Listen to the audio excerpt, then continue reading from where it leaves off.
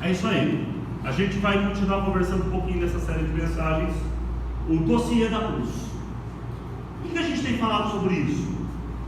É perigoso porque a gente está entrando no período da Páscoa, e se a gente não tomar cuidado, a Páscoa vai virar para a gente um momento de uma oportunidade de pagar caríssimo no bacalhau e comer bacalhau, pagar caríssimo em 150 gramas de chocolate e comer 150 gramas de chocolate. Eu não sei, tem gente que espera chegar a Páscoa para comer colomba pascal. Eu nem sabia, na minha época de infância não tinha colomba pascal. Não sei se é uma coisa nova ou se eu sempre fui pobre mesmo, mas eu não lembro da colomba pascal. Mas vamos comer colomba pascal. Não sei o que é isso, mas talvez a Páscoa para você virou a oportunidade de comer colomba pascal, né? Eu sei que é perigoso, porque a Páscoa, na verdade, é a celebração mais importante do cristianismo. É a celebração da morte de Cristo, mas não da morte, mas da ressurreição, que é muito mais importante. Nós estamos aqui porque nós acreditamos na ressurreição. Então, a gente vai conversar um pouquinho nesses meses justamente sobre isso, sobre a importância dessa celebração nas nossas vidas, sobre o quão significativo é a cruz de Cristo para cada um de nós.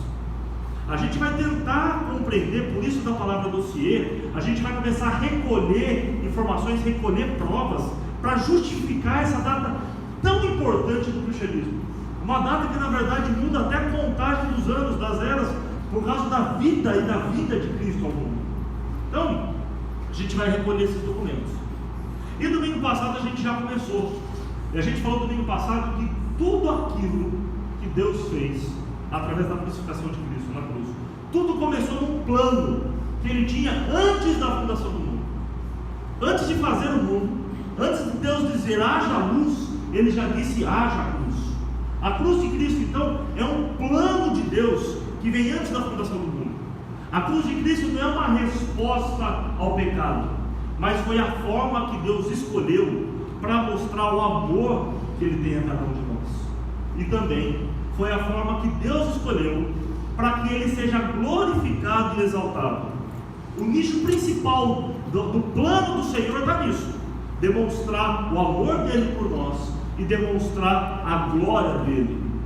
Por isso Deus fez esse plano, e o plano do Senhor tem como ponto central a cruz de Cristo. Mas, beleza, foi isso que a gente conversou semana passada. Hoje a gente vai mudar um pouquinho o foco, porque a gente glorificou a Deus semana passada enquanto a gente louvou. A gente glorificou a Deus semana passada quando a gente falou do plano dele na salvação e na redenção do seu povo. A gente glorificou a Deus hoje aqui já quando a gente cantou os cânticos, enquanto a gente confessou que nós só temos esse Deus, enquanto a gente exaltou, a gente glorificou Ele. Hoje a nossa mensagem vai ser um pouquinho diferente. Hoje a nossa mensagem a gente vai glorificar um pouquinho a gente. O culto hoje vai ser voltado para a nossa glória. Porque, vamos ser sinceros, a gente também é bom de alguma coisa, né? Eu não sei se vocês repararam, mas vou ter que fazer esse comentário. Eu gosto muito da área de música. Eu gosto muito de instrumento musical. O problema é que o instrumento musical não gosta de mim, né? Então é um problema que eu tenho, uma crise que eu tenho. Mas assim, eu tenho dificuldade de tocar um instrumento. Malemar eu toco. Mas vocês perceberam que no louvor tem alguém tocando dois instrumentos ao mesmo tempo? Baixo e teclado. Não, isso tem que ser bom demais para fazer isso. Não, tem gente que é bom em alguma coisa. Vocês viram? O baixo e o teclado ao mesmo tempo. Eu fiquei observando ali, eu dava uma nota do baixo, tocava o teclado. Dava uma nota, Não, tem que ser bom para fazer isso. A gente é bom em algumas coisas. Vai dizer, eu tenho assim, tem pessoas que quando colocam a mão em alguma coisa, parece que aquilo vira ouro. Tem gente que cozinhando, coloca a mão para fazer qualquer coisa na cozinha.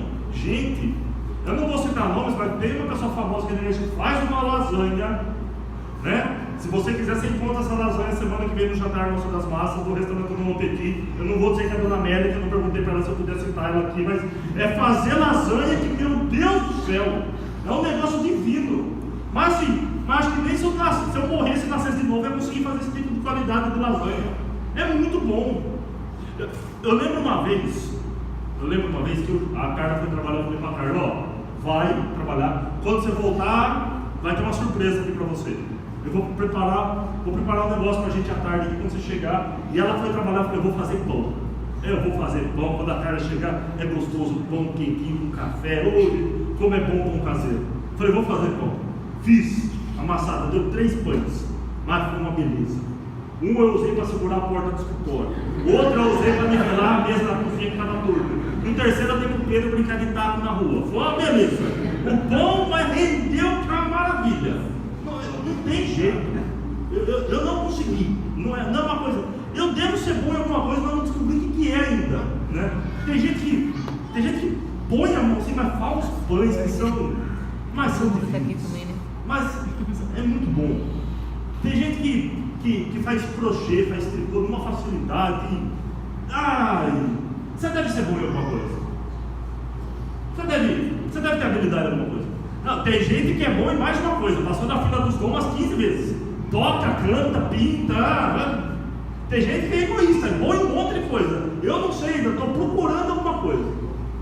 Então hoje a gente vai conversar naquilo que a gente é bom. Então, Deus que me perdoe, mas o louvor hoje vai ser para a gente. A gente vai nos exaltarmos. Vou deixar bem claro. Nós vamos nos auto-exaltarmos a nós mesmos, tá? Então o culto hoje vai ser em louvor a gente. Mas a gente não vai ficar vendo só aquilo que a gente é bom em comparativo, porque é fácil falar que eu sou bom talvez em tocar um instrumento, talvez seja fácil falar que eu sou bom em fazer comida. Eu quero olhar na Bíblia, porque eu quero olhar para um texto bíblico e ver o que o texto bíblico fala que a gente é bom. E se você talvez, enquanto eu falava aqui, você pensava assim, puxa, eu acho que eu não sou bom em nada, essa noite aqui é para mudar o seu pensamento. A gente vai olhar o texto bíblico e a gente vai louvar a gente mesmo naquilo que a gente é bom nessa noite. Quero convidar você a abrir sua Bíblia em Romanos capítulo 3, para a gente ler a partir do verso 9. Romanos 3, para a gente ler a partir do verso 9.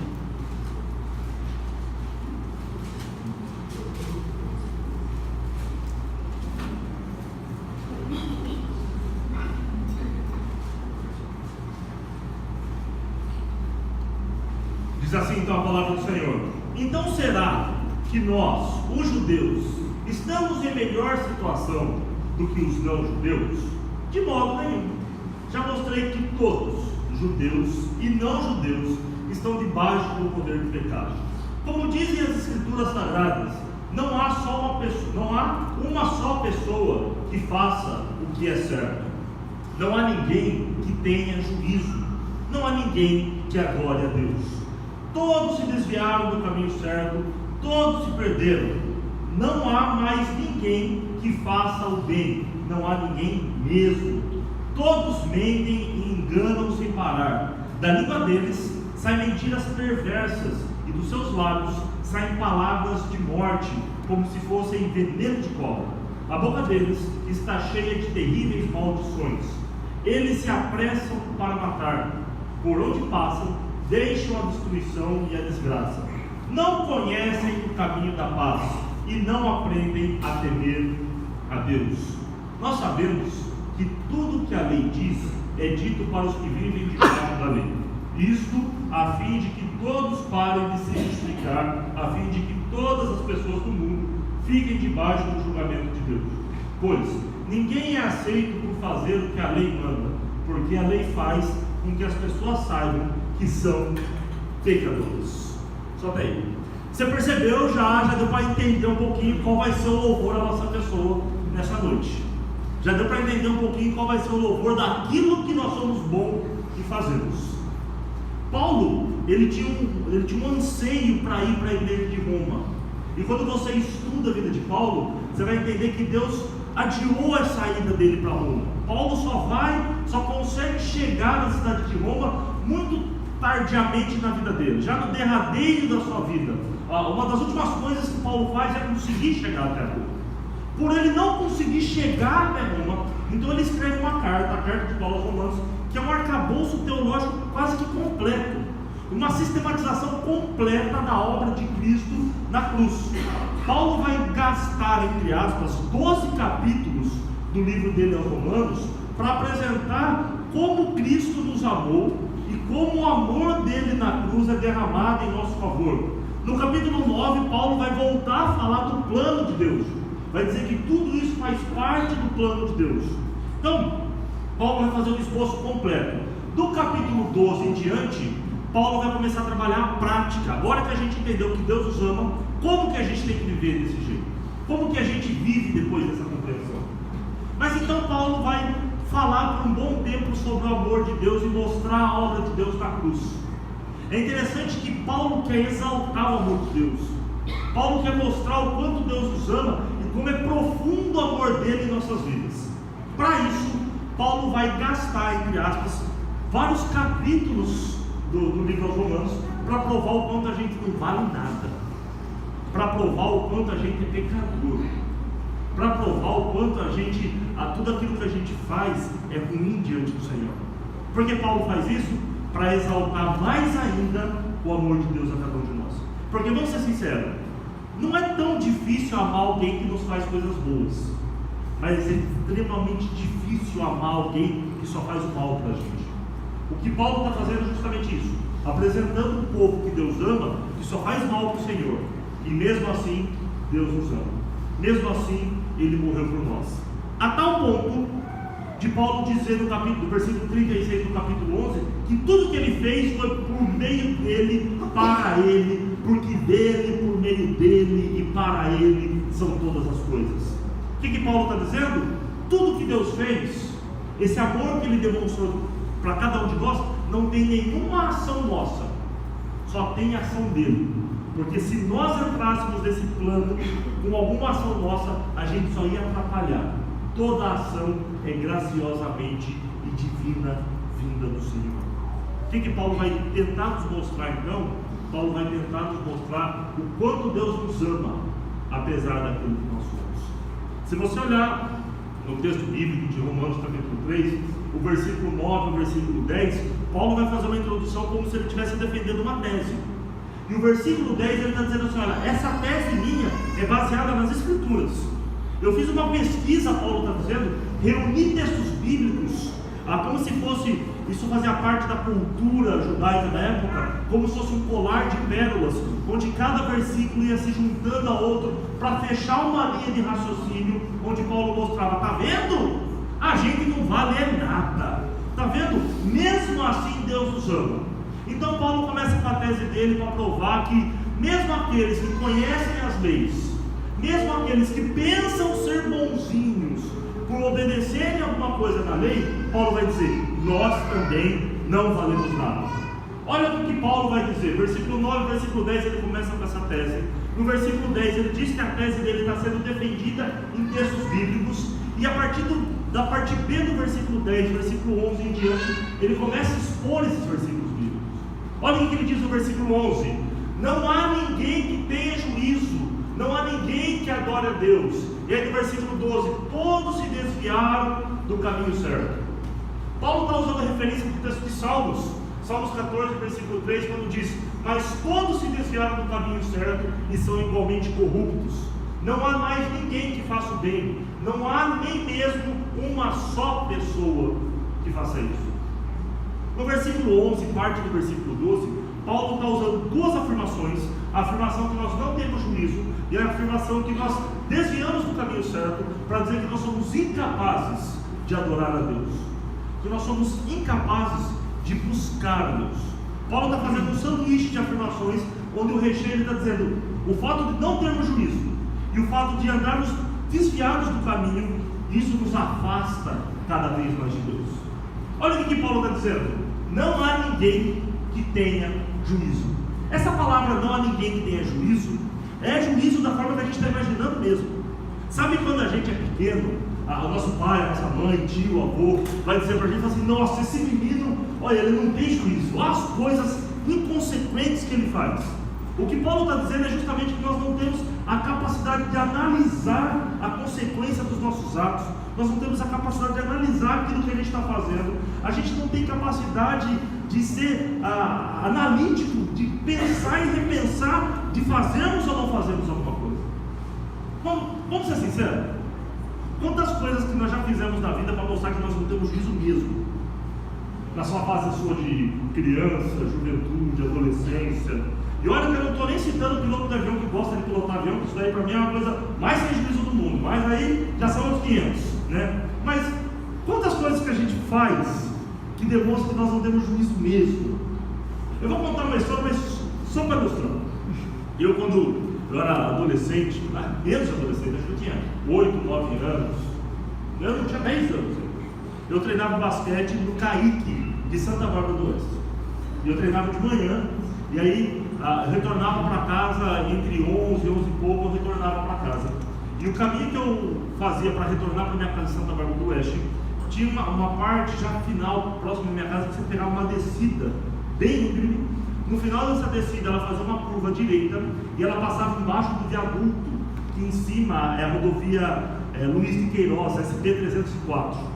Mas essa estrada que passava embaixo do viaduto, ela era muito fina, ela só passava um carro por vez, porque embaixo do viaduto dividia o espaço com o carro e com a linha do trem. Então era muito fina, só passava um carro por vez. Certa feita, nós estávamos voltando do treino, sabe aquele calor insuportável, que você olha o asfalto assim, parece que o asfalto até se mexendo, tão quente que está. E aí nós estávamos em 4 pessoas. Um desses 4 tinha uma bicicleta, e era uma descida. Lógico, a bicicleta foi feita para carregar 4 pessoas de uma vez só. É fácil. Você coloca uma pessoa sentada no banco, outra pessoa em pé atrás, outra pessoa no cano da bicicleta e a quarta pessoa sentada no guidão. E nós fizemos isso. E descemos de bicicleta. E assim, proteção só divina. Deixa que Deus cuide, vamos embora. E assim, por Deus, a gente completou a descida, entrou, virou, passamos por debaixo do viaduto. Graças a Deus que o Pedro está no culto infantil, não estou ouvindo esse testemunho meu, né? E fizemos isso. Olha como a gente não tem juízo. Como isso é natural do ser humano. Eu tenho certeza que eu estou falando isso para você está lembrando de coisas desajuizadas que você já fez também. Você se lembra quando a gente era criança? Vai dizer que você nunca fez isso. Tacou fogo no bombril e saiu rodando, né? Uma vez a gente fez isso e prendemos a bicicleta do amigo meu.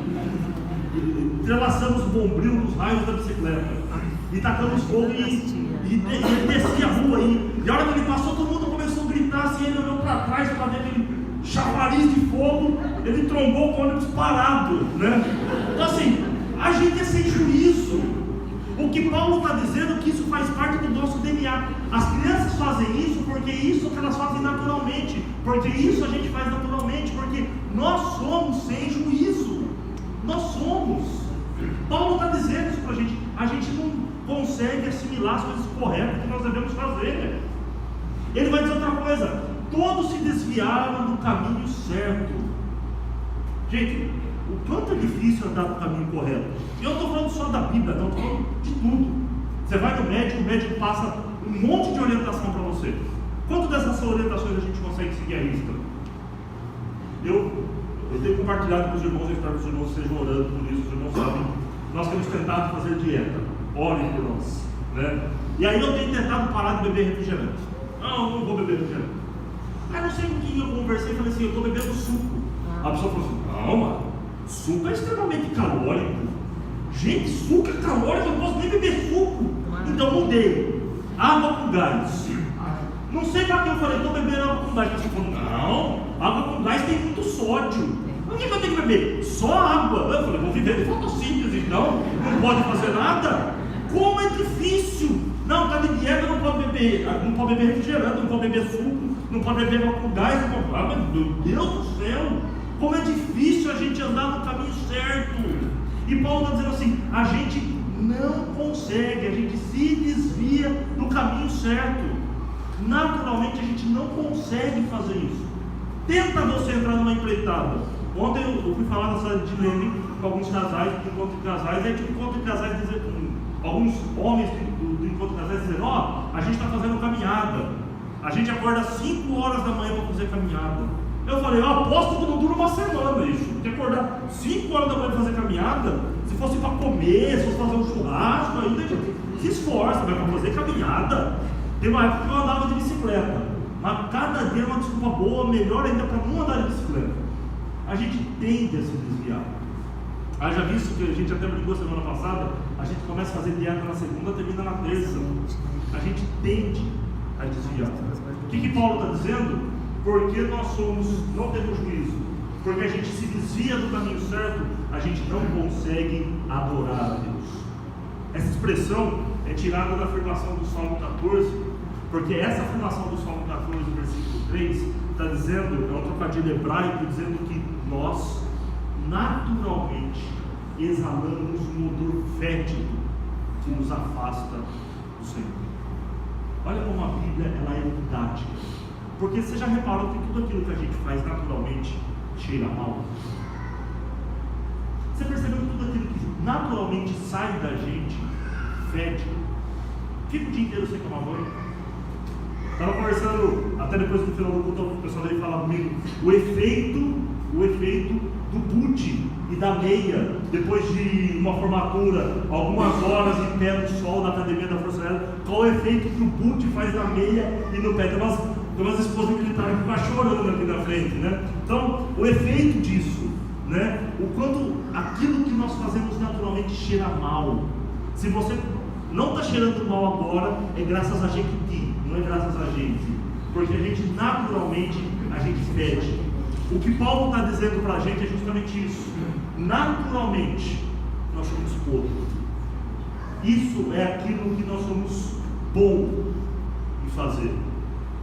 Podridão, gerar podridão, é isso que nós somos. Paulo está dizendo que a nossa podridão nos afasta do Senhor, o nosso pecado nos afasta do Senhor. Lembra da primeira narrativa do pecado? Gênesis capítulo 3 vai narrar que Deus, no cair da tarde, desce ao jardim para se encontrar com Adão e Eva, e de repente Adão e Eva estão escondidos, porque o pecado faz com que a gente se afaste do Senhor. E Deus consulta Adão e Eva: por que vocês se esconderam? Ele fala assim: porque nós estamos envergonhados da nossa nudez, envergonhados daquilo que nós somos, envergonhados daquilo que naturalmente a gente produz, e aquilo que naturalmente nós somos bons em fazer, isso nos afasta do Senhor. Paulo defende essa tese. Olha, sabe por que a gente é ruim? Porque a gente não consegue manter um relacionamento íntimo com Deus. Naturalmente a gente se afasta dele. Só que Paulo vai continuar, e a tese dele agora vai mudar o foco. Ele não vai falar mais da nossa naturalidade e acabar com o nosso relacionamento com Deus, mas ele vai dizer da nossa naturalidade de acabar com o relacionamento que a gente tem com o próximo, que a gente tem com o nosso semelhante. Olha o que diz o verso 15: eles se apressam para matar. Uma única linha, baseado no texto de Isaías, que diz: vocês correm para fazer o que é errado e se apressam para matar pessoas inocentes. Vocês pensam somente em maltratar os outros, e por onde passam deixam a destruição e a desgraça. Quando Paulo está citando no texto de Romanos capítulo 3, no verso 15, que a gente se apressa para matar, o que ele está dizendo na verdade para a gente é o seguinte: a gente tem uma habilidade tremenda de fazer o que é errado, a gente tem uma habilidade tremenda de destruir as coisas, que é impressionante. Quer um exemplo? Quem aqui sofre, entre aspas, em ter que limpar a casa? Quanto tempo demora para você limpar a casa e deixar em ordem? No mínimo, quando você pega para uma boa, no mínimo um dia inteiro. Quanto tempo demora quando você quiser sujar a casa? Quanto tempo demora, quanto tempo dura uma louça limpa? Né? É impressionante. Louça limpa dura o primeiro copo d'água, acabou, já não tem mais louça limpa. A gente tem a facilidade de destruir aquilo. Eu gosto muito de vez em quando, nos momentos de folga, ver vídeos na internet, ver vídeos no YouTube. E eu me lembro de um vídeo no YouTube que eu estava assistindo das piores entrevistas no Brasil, as piores entrevistas televisivas do Brasil, e mostrou um escultor que ele gastou semanas esculpindo na areia. Nem sei se é esculpindo que fala na areia, ele não se esculpe, né? Mas ali na areia, fazendo na areia ali, esculpindo na areia. Nós temos aqui o nosso artista que confirmou, esculpindo na areia. Então eu estava certo, eu sabia desse começo, eu não sabia se vocês sabiam, mas é esculpindo na areia mesmo. Então ele estava esculpindo na areia ali, e ele esculpiu ali um castelo imenso, e tinha assim, pontes do castelo, janelas, portas, e a repórter chega bem próximo da escultura de areia dele, e ela fala: olha, a janela tem um buraco, como que você faz isso? Nisso ela tropeça e cai na escultura de areia dele, e quebra assim metade da escultura de areia dele, que ele levou semanas para fazer. Nisso a câmera fecha um close na cara dele. Eu acho que se fosse desenho animado, pintava aquele balãozinho com caveirinha, com raio, com espada, queria matar ela, porque levou muito tempo para produzir aquilo, para uma simples tropeção acabar com aquilo. A gente tem uma facilidade, a gente tem uma capacidade de fazer o que é errado, e Paulo está dizendo isso: a nossa facilidade, a nossa naturalidade para agirmos de forma errada. Quer um exemplo? Você que é casado, talvez vai entender um pouquinho melhor. O quanto é fácil agradar seu esposo, o quanto é fácil agradar seu marido. O quanto você tem que se esforçar para agradar seu esposo, o quanto você tem que se esforçar para agradar seu marido. Eu falo que para eu agradar a Carla, eu tenho que, pensar, bolar. Agradar a mulher é fácil. Basta se adivinhar o que ela está pensando sem ela falar e acertar. Aí você agradou, faz isso que você agradou, facinho. Agora, para desagradar, basta eu ser eu mesmo. Deixa a inércia andar, que eu desagrado naturalmente. Mas vai dizer que não é verdade? É mais fácil agradar ou desagradar? É mais fácil fazer o que é certo ou o que é errado? É mais fácil fazer dieta ou comer guloseima, uma coisa boa? A gente, naturalmente, a gente tende a agir errado. Quanto tempo você demora para ganhar a confiança de alguém? Em quanto tempo você consegue perder essa confiança? Eu me lembro, acho que eu já até contei essa história aqui para a igreja. Eu me lembro a primeira vez que eu fui conhecer o pai da Carla, né? O pai da minha esposa. Nós já estávamos há algum tempo orando. Nós éramos crentes, a gente orava, né? Eu estava namorando já fazia um tempo e eu fui conhecer o pai dela. Aí, na verdade, eu estava na casa dela ajudando ela a instalar um programa no computador. E ele falou: ó, meu pai chegou. A hora que ela falou: meu pai chegou, eu comecei a orar, virei crente, orei, Deus abençoe esse momento. Aí beleza, ele chegou, ele parou de frente para mim. E na cidade de Barra Bonita tem um senhor de índole, de muito caráter, né? Uma sumidade na cidade. Eu conheço esse senhor, e esse senhor já tinha falado para mim do pai da Carla. E aí o que aconteceu? Quando o pai da Carla parou na minha frente, eu falei: o senhor, que é o senhor Antônio? Ele sou eu. Eu falei: o fulano de tal já me falou muito bem do senhor. Eu falei: bom, já dei uma carteirada, falei que eu conheço o fulano de tal, já ganhei moral, eu tinha engrossado a voz para conversar com ele, né? Então, ele olhou para mim e falou assim: é? Só que o fulano de tal só conhece um lado, virou as costas e saiu. Aí vocês imaginem só, né, o desespero que eu fiquei. A gente demanda muito tempo para ganhar a confiança de alguém. Isso demanda da gente um esforço tremendo. Naturalmente a gente tende a decepcionar, naturalmente a gente tende a desagradar. Paulo está dizendo: a gente se apressa. O que ele está querendo dizer é que a gente tem uma facilidade, e na verdade tem até um certo gosto muitas vezes em fazer isso. Quer um exemplo? Quer um outro exemplo? Quando alguém pegou o seu chefe, o seu superior, alguém chegou, te dá uma bronca. Quando a pessoa vira as costas, qual é o seu pensamento? Eu duvido que você ora e fala: Senhor, abençoa essa pessoa, derrama sobre elas mais ricas bênçãos sem medidas. Eu duvido que a nossa oração é essa. Quando alguém vem e dá uma bronca na gente, alguma coisa, quando a pessoa vira as costas, se a gente orar, fala: Senhor, mata, com raio na cabeça. Porque isso é o que a gente faz naturalmente, isso é o que a gente é.